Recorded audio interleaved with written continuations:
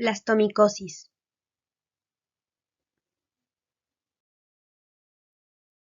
Definición. La blastomicosis es una micosis subclínica granulomatosa y supurativa causada por el hongo dimorfo Blastomyces dermatitidis, el cual se adquiere por inhalación y afecta primariamente los pulmones, con formas clínicas diseminadas que afectan la piel, huesos, sistema nervioso central y otros órganos. Las diferentes sinonimias con las que encontrarás a esta enfermedad son blastomicosis norteamericana, enfermedad de Gilchrist y enfermedad de Chicago. Agente etiológico. Es ocasionada por el hongo dimórfico Blastomyces dermatitidis, del origen Onigenales, el cual presenta una fase telomórfica y sexual denominada Agelomyces dermatitidis.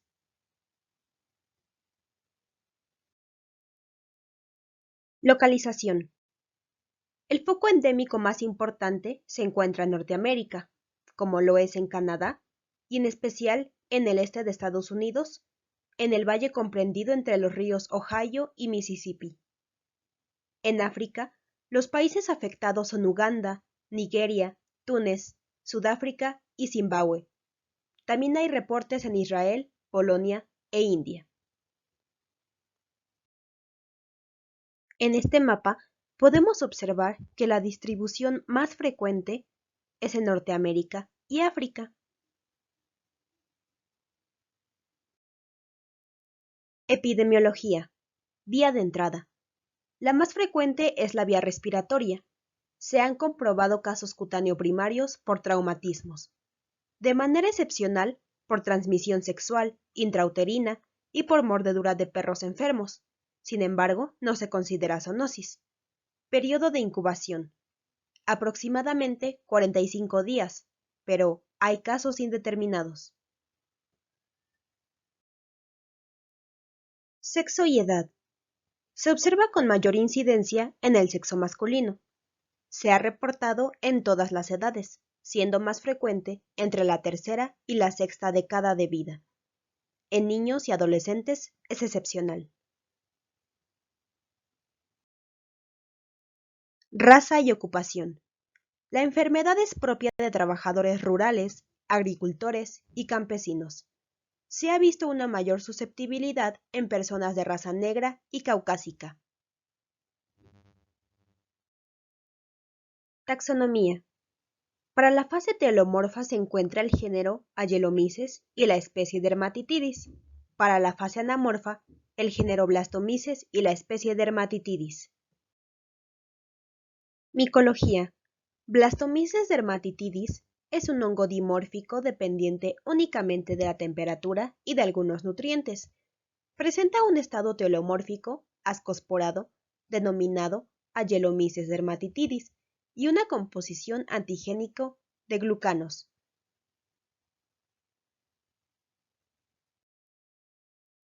Fase filamentosa. Se obtiene en los medios de cultivo de extracto de levadura, como lo son Saburaud y Saburaud más antibiótico agar a 28 grados centígrados. Las colonias se desarrollan en tiempo variable, ya que hay cepas que se presentan en 5 días, en cambio, hay otras que toman hasta 4 semanas. Son limitadas, vellosas, con abundante micelio en forma de corium, es decir, espinas, de color blanco, y al envejecer toman un color café pardo. Las cepas que dan este color tienen pocas formas de reproducción.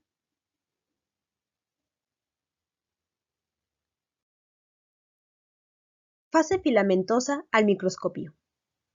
Se observa abundante micelio macrosifonado, delgado de 1 a 3 micrómetros, tabicado y en ocasiones dispuesto en corium. La fase anamórfica es por conidios lisos, ovoides o aleuriconidios piriformes, que miden de 4 a 6 micrómetros. A estos se les ha descrito como lollipops o paletitas de dulce. Los conidios nacen no solo de las ramas terminales, sino de manera lateral, formando un ángulo recto similar a la letra L. Fase levaduriforme. Se obtienen medios de cultivos habituales, como Sabouraud dextrosa. Se pueden desarrollar más rápidamente en medios ricos como lo son gelosa sangre y gelosa chocolate, a una temperatura de 37 grados centígrados. Se desarrollan de 1 a 2 semanas. Son de aspecto cremoso, limitadas, plegadas y de color blanco amarillento. Al microscopio se observan blastoconidios o células monogemantes, de paredes gruesas, refringentes, que miden de 8 a 12 micrómetros. Tienen una base rígida que las separa y la célula madre, como la célula hija, son casi del mismo tamaño. Aquí podemos observar, a tu izquierda, la imagen de levaduras en gemación y a tu derecha la imagen de un cultivo en fase levaduriforme. Fase sexuada. Agelomyces dermatitidis es la forma telomórfica. Se presentan como guimontecios, es decir, asca con escosporas. Las cepas de Agelomyces dermatitidis son heterotálicas. Esto quiere decir que requiere de apareamiento entre cepas diferenciadas, positivo y negativo, para así obtener la fase sexuada, que está compuesta por hifas en espiral y laterales que dan hifas ascogénicas, de las cuales nacen las ascas globosas y ovoides de 3 y 8 micrómetros y que contienen 8 ascosporas que miden entre 1 y 2 micrómetros. Hábitat. Blastelomyces dermatitidis se ha aislado ocasionalmente del suelo y de detritus vegetal. Crece en zonas ribereñas de ríos y lagos. El hongo requiere alta humedad y un pH ácido entre 6 y 6.5, lo que le permite mantenerse latente durante los periodos invernales. El padecimiento se ha visto en algunos animales como caballos, castores, mapaches y hurones. Patogenia. Primero, las esporas o conidios de Blastomyces dermatitidis penetran al organismo por vía respiratoria. Una vez que esto sucede, debido a la resistencia natural que tiene el huésped, regida por los macrófagos alveolares, neutrófilos y monocitos, se ha comprobado que los primeros inhiben la transformación del conidio a su forma levaduriforme, lo que prácticamente podría detener la infección. Si esto que acabamos de decir no sucede, los conidios inhalados se transforman a la temperatura corporal en los pulmones y en los tejidos en una fase de levaduras.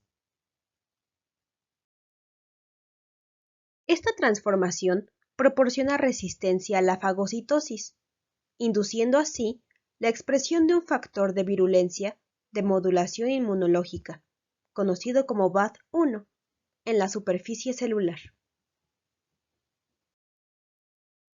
Posteriormente, las levaduras se desarrollan y multiplican en los lóbulos inferiores, primariamente en los alvéolos, o pasan hacia el tejido intersticial. Seguido, se da lugar a una respuesta inflamatoria con leucocitos polimorfonucleares, con cambios supurativos y posterior formación de granulomas.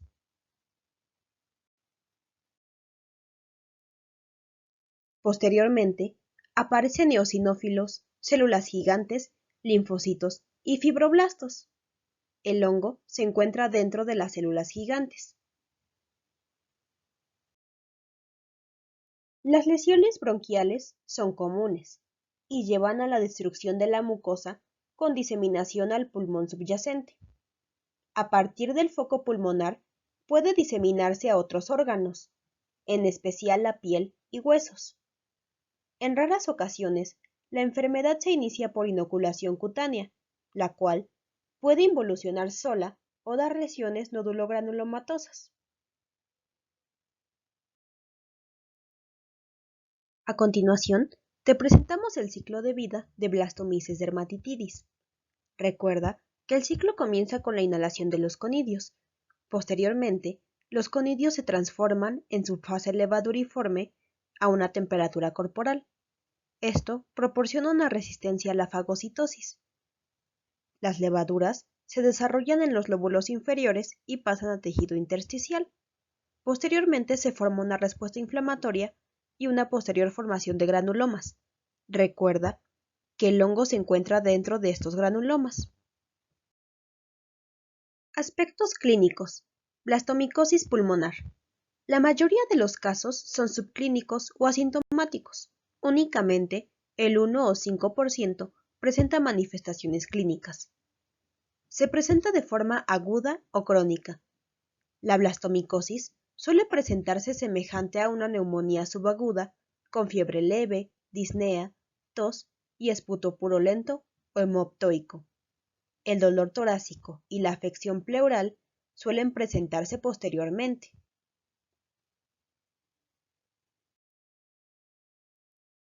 La radiografía de tórax muestra opacidades bronconeumónicas, crecimiento de ganglios ciliares y, en ocasiones, un infiltrado miliar. En una enfermedad avanzada se presenta radiopacidad masiva y posteriormente cavitaciones. Es común que coexista con tuberculosis.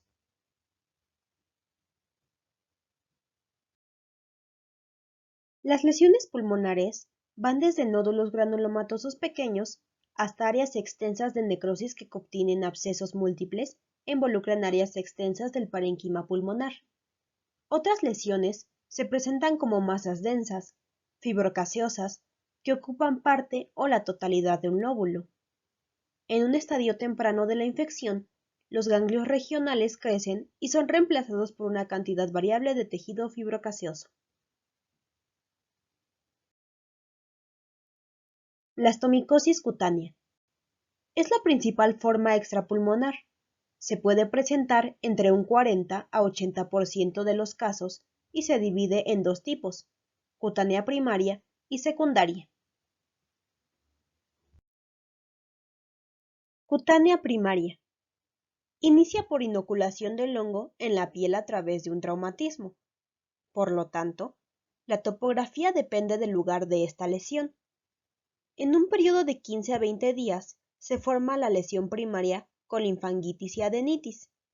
La linfangitis ocasiona lesiones nodulogomosas que afectan los trayectos y ganglios linfáticos, causando un aspecto clínico similar a la esporotricosis.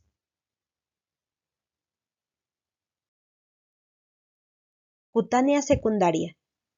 Se origina del foco pulmonar por diseminación hemolinfática.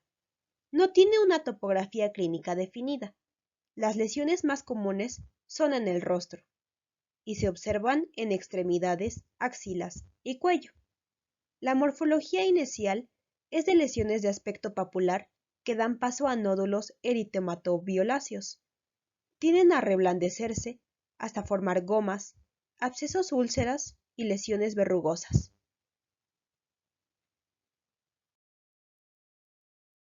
Blastomicosis ósea. Blastomyces dermatitidis tiene gran tendencia a diseminarse al tejido óseo. Se afectan así huesos largos y cortos, con una marcada predilección hacia las vértebras y costillas. El daño óseo se caracteriza por periostitis, osteofibrosis y, sobre todo, osteólisis. Se caracteriza por dolor óseo y se diagnostica por radiografía. Blastomicosis genitourinaria. Involucra el sistema genitourinario masculino y excepcionalmente el femenino. Las principales manifestaciones clínicas son epididimiorquitis y prostatitis, ambas acompañadas de dolor, tisuria y síntomas de obstrucción urinaria. Los casos femeninos presentan infección endometrial y abscesos tuboováricos, mismos que pueden ser adquiridos mediante transmisión sexual. Blastomicosis del sistema nervioso central. Se presenta entre 5 y 10% de los casos, como consecuencia de diseminación del foco pulmonar. Su principal manifestación es la meningitis. Los síntomas neurológicos son cefalea, confusión y convulsiones. Suele diseminarse a la hipófisis. Blastomicosis diseminada y miscelánea. Se origina por la diseminación hemolinfática del hongo a partir del foco pulmonar, afectándose, además, de huesos y piel, cualquier víscera en especial, como lo es el vaso, hígado, estómago y aparato urogenital. No tiene gran predilección hacia intestino y glándulas suprarrenales. Diagnóstico de laboratorio. Toma de muestras. Se maneja esputo, lavado bronquial, pus, exudado óseo, líquido sinovial, orina, líquido cefalorraquídeo, biopsias y aspirado de médula ósea. Examen directo y citopatología. El material se coloca entre portaobjetos y cubreobjetos con una gota de hidróxido de potasio al 10%.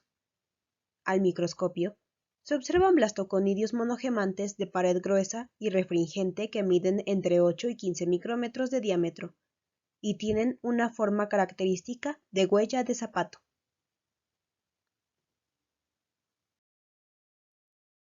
Cultivos. Se siembra en medio Saborout dextrosa agar, papa dextrosa agar y Saborout con antibióticos agar incubados a 28 grados centígrados y crecen con lentitud en un lapso de 1 a 2 semanas. Biopsia. Son de utilidad en casos cutáneos. Las células monogemantes se observan con tinciones rutinarias de hematoxilina y eosina. Sin embargo, se resaltan más con PAS y GROCOT.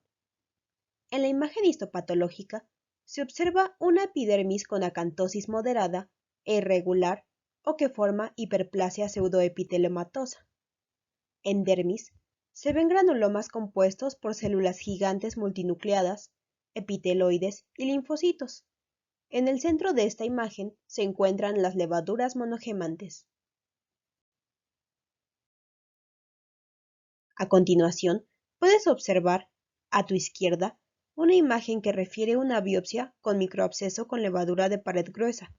Si observas bien, la encontrarás en el centro. A tu derecha, se encuentra asimismo una imagen de biopsia de levadura de Blastomyces dermatitidis.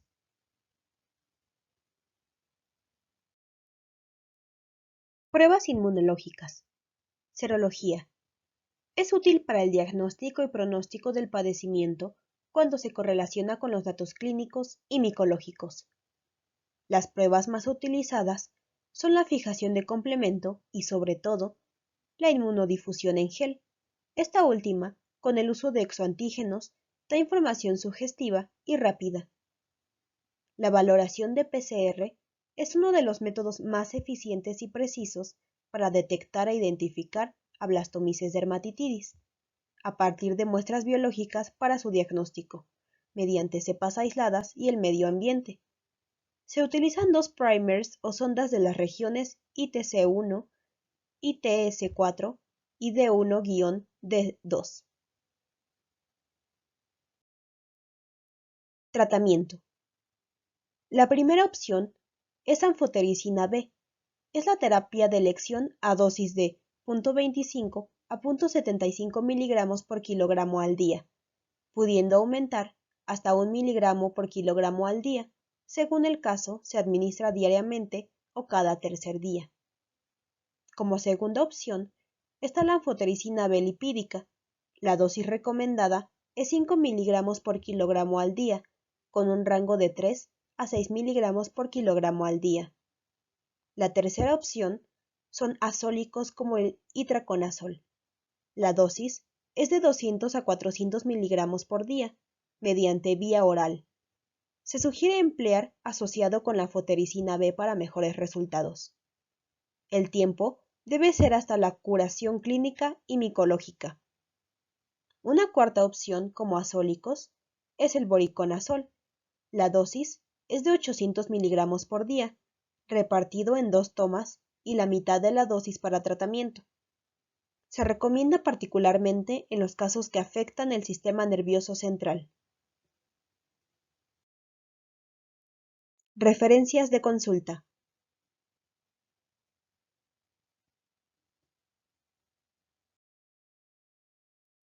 referencias de imágenes y fotos en orden de aparición.